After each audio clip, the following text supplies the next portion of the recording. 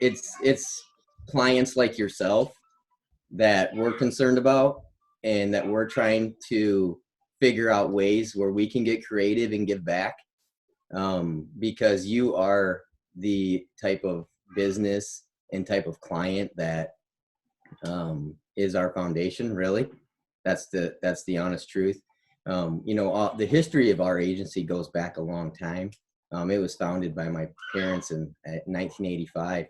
And, so we have a strong foundation of auto, home, and small commercial business.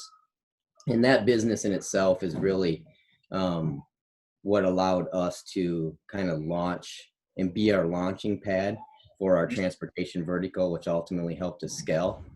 But it's times like these where, I think everybody in general, business owners personally, with unemployment rates elevating the way they are, I think it's time where everybody just kind of sits back and has to somewhat reflect and say, what's our business look like? What's our cash reserve look like? Be a little bit thankful right now that the government did step in and is able to help out some businesses. And then also, it's time to come together and figure out what we can do to help each other. And,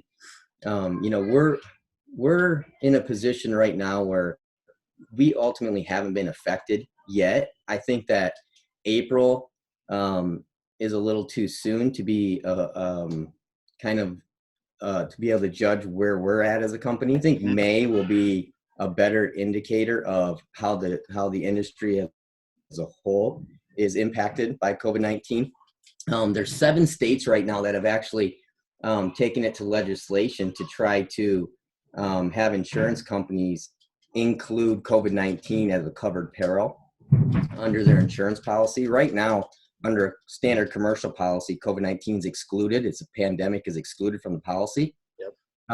But it's taken a legislation right now to try to get them to actually force coverage onto the insurance carriers to pay for that. Wow. And yeah, so if that happens, you're talking every business that's been affected by COVID-19 is ultimately potentially going to get paid through their insurance carrier.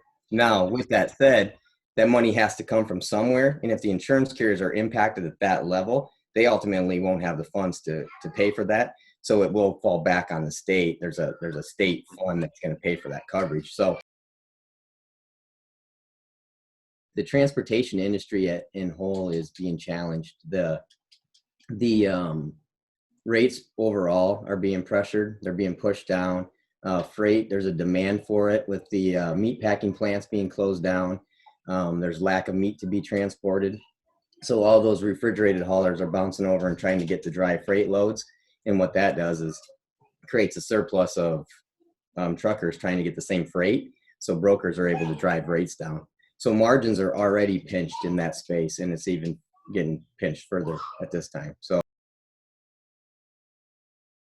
what a lot of people, I think, forget about is the lasting consequence this is going to have on all these different industries. So it's really interesting to hear you talk about, yours will be impacted. It just hasn't quite gotten to you yet.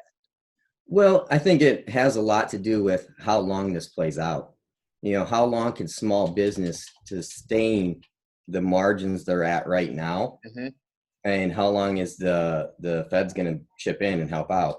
At some point, if this lingers on into the fourth quarter, I see a lot of small business just not being able to flat out make it, So then that's the trickle down that ultimately affects our business as you're our clients. At the rate we're going right now, if the government hadn't stepped in at all, mm-hmm. you'd be on roughly probably a 12 to 20 week shelf life. Before you really had to start talking to the banks and saying, hey, right. Can we do a line of credit? Can we do? And I don't know if everyone realizes that's the situation a lot of our businesses are in. Like you said, thankfully the government stepped in a little bit, so it extends that shelf life. And the other thing that's interesting is what the banks will do and the financial institutions and how they'll respond to this. If the company's revenue takes a hit by 50% over a trailing 3 months, I find it highly unlikely if there's no potential increase in revenue where they're going to want to come in and provide support there. So that's where it gets dicey. And that's why I think it's so important that we have to come together and say, hey, how can we continue as business owners in the community to contribute to each other to help at this time of need? This is obviously going to impact our city, but I think Waverly, the Cedar Valley in general, I think we bounce back quicker than a lot of other places. I mean, you remember 2008, there was the flood, and everyone in Waverly and the Cedar Valley felt that. I think some people forgot there was a recession the same year because everybody just kind of rolled up their sleeves, and you didn't hear about it in the national news. I was living out in Vegas, and we heard about Iowa for about 3 days. Yeah. And then after that, everybody stopped talking about it because everybody just did their thing. And got that right back on the horse. And that's who we are in the community. And that's what we'll continue to do, is we'll continue to fight and put our heads down and roll up our sleeves and go to work. That's who we are. That's awesome. That's neat to hear. Hey, so we talked insurance a little bit, but you're also involved in the real estate world. And everybody knows you from Waverly for the insurance side of everything. And but I've gotten to know you a little bit more with real estate. Talk to me about how that multifamily real estate world has been affected, because back in 2008 during the financial crisis, the single family homes just took a beating. A lot of people lost a lot of money, and I think there's some fear in the real estate market right now, obviously. But talk about multifamily and how that market is adjusting for COVID-19 right now. So first off, we buy apartment complexes all over the country, large apartment complexes, usually 100 doors or more. So how those are affected in, I'm going to use the word recession, is its basis is unemployment. So when unemployment spikes like it has from 5 to 7 to 9 to 22 million and projected potentially 40 million in unemployment, it works two ways. The question is can they sustain paying their rent at the rent prices that you have set, and at the basis that you have budgeted in your pro formas to make it work. So, a couple things, at this point, all you can really do, it's very similar, it runs parallel to the insurance model that I've talked about, and the fact that we're kind of in a holding pattern right now. Like, we really don't know what the outcome is and how the performance is going to be until we really see what May and June looks like, because, the quicker that we can get our country back to some sort of normality, then we'll have a better idea of what that potential hit looks like. But right now, I can only talk on what our April numbers look like, and our April numbers are extremely similar to what it was in March, and the fact that people are paying their rent. The ones, like, for example, one apartment complex, we had 20 tenants that lost their jobs. So what our group did is actually went in and we just worked out payment schedules with the tenants and said, hey, look, we know it's a situation right now where you're struggling, you're unemployed. So let's work together to keep you here. We don't want you to have to worry about moving. Let's work out a payment plan. We'll figure it out.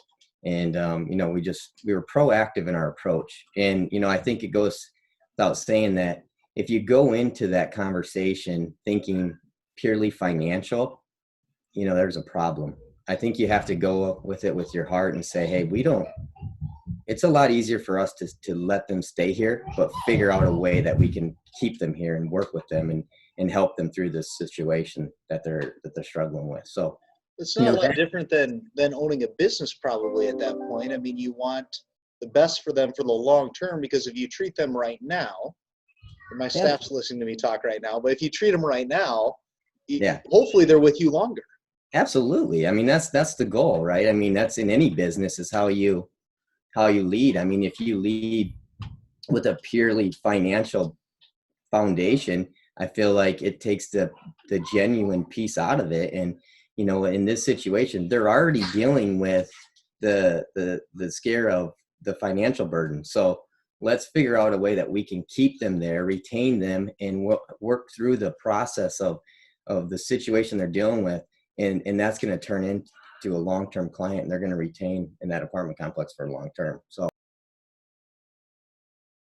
well, even in a time like this, like the conservative approach is to just kind of sit back, be calm and be patient and see how this plays out. Don't reserve your if you have cash on hand, reserve that, sit back. And this, I'm talking insurance and real estate, and in life, really just sit back, see how this plays out, and position yourself, and see what the third and the fourth quarter looks like. And nobody has a crystal ball right now, so it's just seeing what happens here, and we just hope and pray that anybody affected gets through this, and we get through this quicker than we hope.